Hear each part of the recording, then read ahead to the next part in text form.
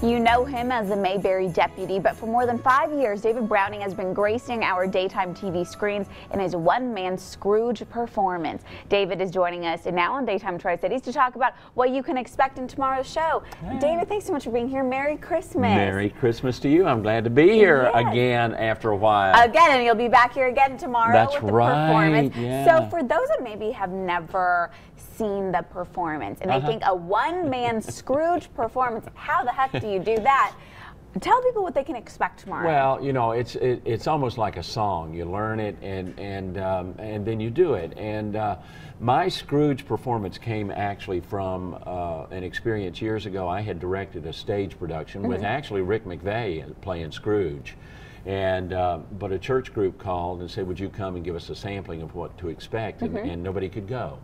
So I said, well, I'll throw my old Scrooge costume on and come and give you a sampling of what the show is going to be like. And this performance actually came from that. I began to tell the story to these ladies at the church.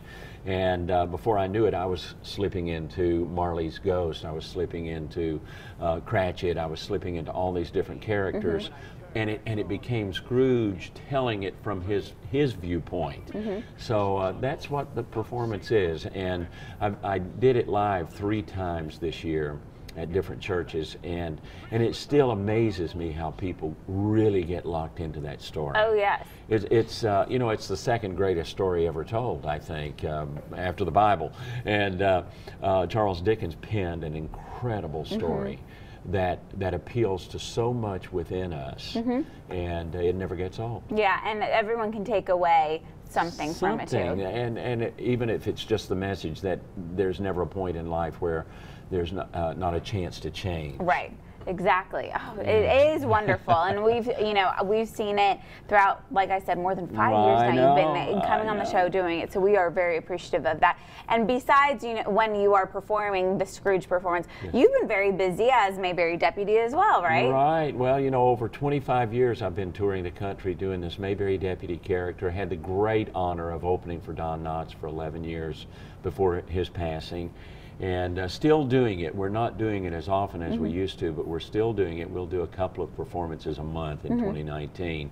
I've taken on some new things, I'm painting. I tell groups when I'm performing, I say, I started learning to play the guitar many years ago, just so I could add a song to my act.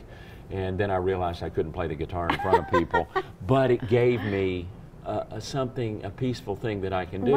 And that's why I picked up the painting as well. When you get home off the road, what can you do as you grow older that still lends you an opportunity to be creative? And so I started this oil painting about 2.5 years ago. And it's beautiful. I had the greatest time doing it, and actually did a show at a facility up near Roanoke this year.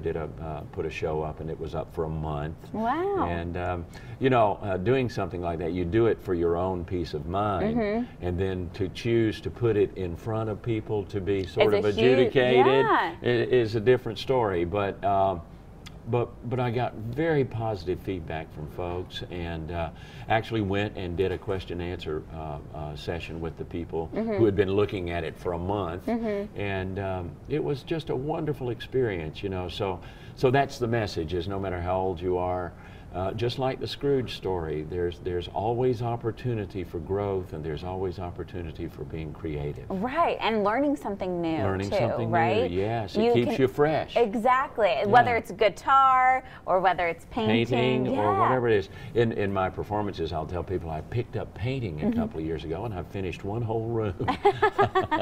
Well, I think you showed me a couple of your paintings, and they are beautiful. I definitely could never even do anything remotely like that, and they really are. And you were showing me scenes of landscaping, boats, kites. I mean, it really is just beautiful, and we appreciate you coming on Christmas Eve, and so Merry Christmas. Merry Christmas to you. Thank you so much. Appreciate it so much. And make sure you check out the one-man performance of Scrooge happening tomorrow right at this time on our show. David, thank you again. We always appreciate it. Thank you. Merry Christmas.